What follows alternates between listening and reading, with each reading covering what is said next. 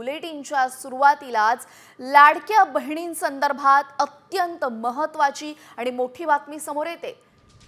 कारण जर निकष डावलून लाडकी बहीण योजनेचा लाभ घेतला आहे तर तुमच्यावर आता कारवाई होण्याची शक्यता आहे। तुम्हाला दिलेले पैसे सरकार जमा परत होऊ शकतात, कारण एका महिलेकडनं 5 महिन्यांचे 7,500 रुपये परत घेण्यात आलेले आहेत। धुळे जिल्ह्यातल्या नकाणे गावातल्या एका महिलेनं सरकारी योजनेचा दुबार लाभ घेतल्याचं चौकशीमध्ये निष्पन्न झालं आणि त्यामुळे लाडकी बहीण योजनेचे पैसे तिला परत करण्यास सांगितले। महायुती सरकार सत्तेत आल्यानंतर लाडकी बहिणींच्या अर्जांची पडताळणी आता करण्याचा निर्णय घेण्यात आलेला आहे आणि त्यामुळे ज्या बहिणी आता निकषात बसत नाहीये त्यांना अपात्र ठरवलं जाणार आहे आणि कदाचित जर तुम्ही अपात्र ठरलात तर तुमचे पैसे पुन्हा एकदा सरकार जमा होण्याची शक्यताही वर्तवण्यात येते।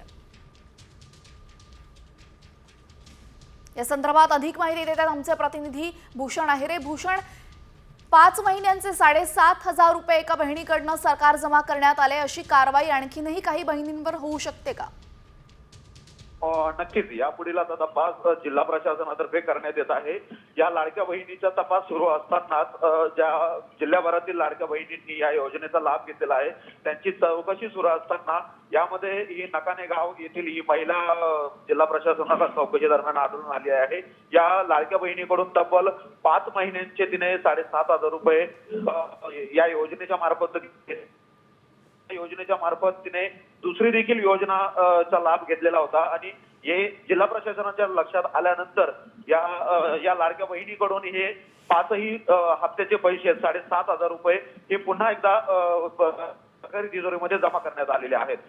जी नक्कीच, आता ज्या पद्धतीने या बहिणीकडनं पैसे घेण्यात आलेले त्याच पद्धतीने इतरही अपात्र महिलांकडनं पैसे घेण्यात येतील का हे पाहणं महत्त्वाचं ठरेल। धन्यवाद आपण दिलेल्या माहितीबद्दल। तर आता अपात्र लाडक्या बहिणींवर कारवाईचा बडगा उगारण्यात येईल का याकडे सर्वांचं लक्ष आहे। सरकारी योजनेचा लाभ दुबार घेतला त्यामुळे धुळ्यातल्या एका लाडक्या बहिणीकडनं पैसे परत घेण्यात आलेले आहेत आणि त्यामुळे आता राज्यभरातल्या इतरही काही बहिणींना नक्कीच धास्ती लागली असणार आहे, कारण की इतके अर्ज एकूणच जमा झाले होते आणि त्यानंतर आता काही महिलांकडनं अपात्र महिलांकडनं पैसे परत घेण्यात येणार का हे पाहणं महत्त्वाचं ठरेल।